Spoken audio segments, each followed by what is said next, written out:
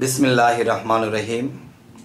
हे समस्त जगतबासी, आज आमी शामीम आली चिश्ती आपनादेर सामने जे आलोचनाटी निये हाजिर हलाम से आलोचनाटी हलो आमाके कोनो कोनो व्यक्ति जिज्ञासा करलेन जे मानुष चरित्रहीनता काज करे যৌবনী पानीटा नष्ट करतेছে এবং कोनो दिके कुदृष्टि करे तादेर যৌবনী पानी नष्ट करतेছে এবং কেউ কেউ আছে যে নিজের স্ত্রী থাকার পরেও অন্যের দিকে লিপ্সা করতেছে এবং নিজের স্ত্রী থাকতেও তাদের স্বপ্নদোষ হচ্ছে, আবার যাদের স্ত্রী নেই তাদেরও হচ্ছে।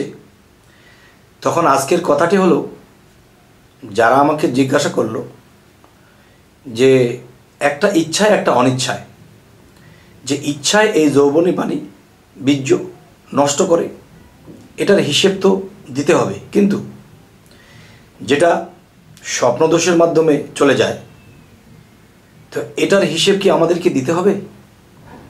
কারণ এটা তো ইচ্ছে করে হয় না। আমি বলবো এখানেও ইচ্ছে করে কাজ আছে। সেই ইচ্ছে করে কাজটি কিরকম? যেমন দেখেন, আপনি একটা গ্লাসের মধ্যে পানি রেখেছেন, এখন পানিটার উপর যখন ফু দিবেন তখন পানিটা কাঁপবে, নড়বে, চড়বে বা জোরে ঝাঁকা লাগবে, পড়বে। তো এখন কথা হলো, আমি যখন মুখ দিয়ে কথা বলবো, চোখ দিয়ে দৃষ্টি করব, তখন কিন্তু আমার এই যৌবনী পানির মধ্যে নাড়াচাড়া লাগে। আচ্ছা, তখন কি হয় যে বেশি নাড়া লাগলে ঝলকে পড়ে যায়। তাই বলবো কি, সেই নাড়াচাড়াটা কি, যে আকাশেতে সাগর আছে দৃষ্টিতে দেয় নাড়া, সেই নাড়াতে ঝড়ের সৃষ্টি কেমনে থাকি খাড়া, এই জগতে মরা যারা মরার কাছে জেতাই ধরা, আমার জীবন করলো সারা অজ্ঞানে। আচ্ছা, তাহলে এই দৃষ্টিকে সংযত করতে হবে এবং আমাদের মুখের কথাকে সংযত করতে হবে, তখন এটা স্থির থাকবে। যে জায়গায় মাসের মধ্যে 5 বার 6 বার স্বপ্নদোষ হতো, সে জায়গায় হয়তো 1 বার 2 বার হবে। আর 1 বার 2 বার যে হবে সেটা আপনার ইচ্ছায় নয়, সেটি দেখা গেছে সাগরে যখন জোয়ার বা নদীতে যখন জোয়ার আসে তখন জোয়ারের পানি কিন্তু ভেসে যায়, এতে কিন্তু নদীর কোনো দোষ নেই, এটা জোয়ারের পানি এসেছে।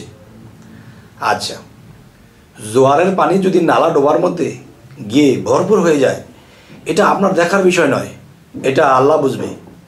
আর যদি আপনার দেখা যায় একটা হচ্ছে নফসের অত্যাচার, যে এটার মধ্যে অত্যাচার করা হয়, তার এই জিনিসের তেমন একটা মন নেই, কিন্তু সে মন সৃষ্টি করছে, কোনো দিকে দৃষ্টি করছে, কোনো খারাপ কথা বলছে, খারাপ দৃশ্য দেখছে, তার থেকে সেই জিনিসটা জাগ্রত করে তখন তারা এটাকে নষ্ট করে।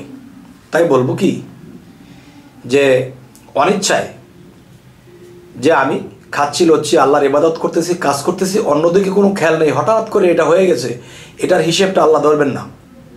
তবে আল্লাহ ধরবেন কোনটা? যেটা ইচ্ছেগতভাবে হচ্ছে এবং আমি রাতে কুদৃষ্টি করেছি, রাতে অনেক কিছু ভাবনা করেছি, আল্লাহ ব্যতীত অন্য কিছু চিন্তা ভাবনা করেছি, তখন ওই ভাবনার থেকে আমার সেই আকাশের মধ্যে যে সাগর আছে মাথায়, সেখানে জমট বেঁধেছিল। দেখবেন আকাশে যখন আপগুলো দৌড়াদৌড়ি করে তারা কিন্তু পড়ে না, আর তখনই পড়ে যখন বাতাসটা থেমে যায়, ধাপ করে বৃষ্টিটা জমিনে পড়ে যায়। জমিনকে যখন আকাশ দেখতে পায় যে জমিনটা ফাটা, তখন সেই ফাটার মধ্যে পানি পড়ে যায়। তাহলে আকাশে সূর্য, মাটিটা যখন ফেটে গেছে, তখন আকাশ থেকে বৃষ্টি চুকি মারে, এখানে বৃষ্টিটা বর্ষণ হয়ে যায়। তাই সেই আকাশের মতো করে আমরা চুকি মারব না, আমরা আল্লাহর নামে থাকবো, সংসারের কাজ করব এবং যতটুকু সম্ভব একটু নিরামিষ খাওয়ার চেষ্টা করব। কারণ আমিষ জাতীয় খাবারের মধ্যে এই যৌবনী শক্তিটা বেশি থাকে, আর নিরামিষ যেটা, সেটা হলো বিভিন্ন কাঁচা বাজার জাতীয় যে জিনিসগুলো। আচ্ছা, তখন কি হয়, যে জায়গায় মাসের মধ্যে 4 বার 5 বার মানুষের স্বপ্নদোষ হয়ে যায়, সেটা হয়তো একবার, অতিরিক্ত 2বার, এতে আল্লাহ ধরবে না। অতিরিক্ত খাবো, অতিরিক্ত আমি কুদৃষ্টি করব, অনেক কিছু ভাববো, তখন তো এটা হবেই। তখন এটার হিসাব আল্লাহ চাবে। কারণ তুমি তোমার আকাশের মধ্যে সেই মেঘ জমিয়েছিলে। সেই মেঘ জমছে কিসের থেকে? দৃষ্টির থেকে, কথার বলা থেকে, তোমার খারাপ চিন্তা থেকে। আর বৃষ্টি যেহেতু বা মেঘ যেহেতু আকাশে জমেছে, এটা পড়বেই।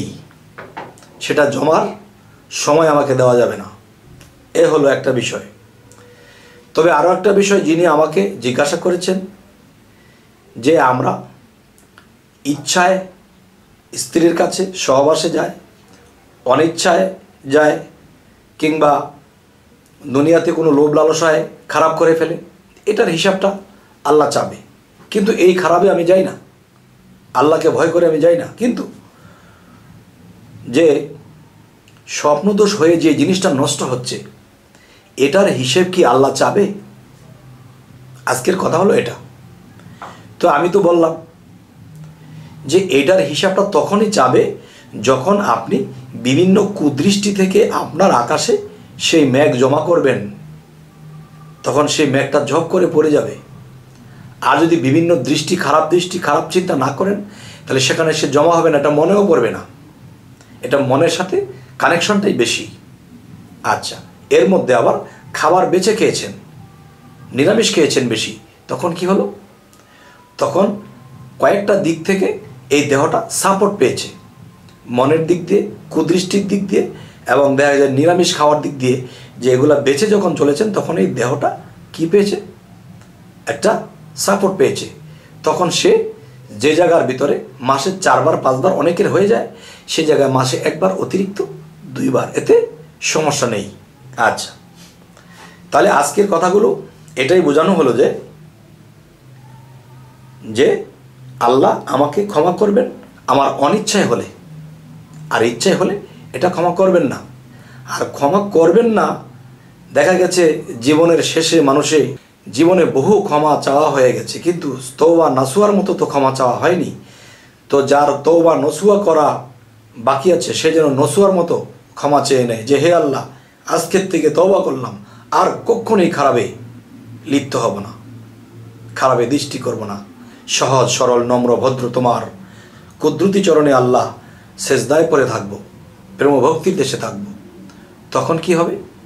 তওবা নসুয়া করলে তখন আল্লাহ এটা মাফ করে দেবে। আর আমরা ইচ্ছা করলে কিন্তু নিজেকে কন্ট্রোল রাখতে পারি না, চেষ্টা করি, কিন্তু চেষ্টা করলেই তো আল্লাহ খুশি হয়, তখন আল্লাহ আমাদেরকে সাহায্য করে। যাই হোক, আজকের যে আলোচনা আপনাদের সামনে করা হলো, আপনাদের আজকের এই আলোচনা কেমন লাগলো তাও জানাবেন, এবং পরবর্তীতে কী ধরনের আলোচনা করলে আপনাদের ভালো লাগবে বা প্রয়োজনীয়, অবশ্যই আমাকে জানাবেন, যেন সেই আলোচনা নিয়ে আপনাদের সামনে উপস্থিত হতে পারি। তো সকলে ভালো থাকবেন। আল্লাহ হাফিজ।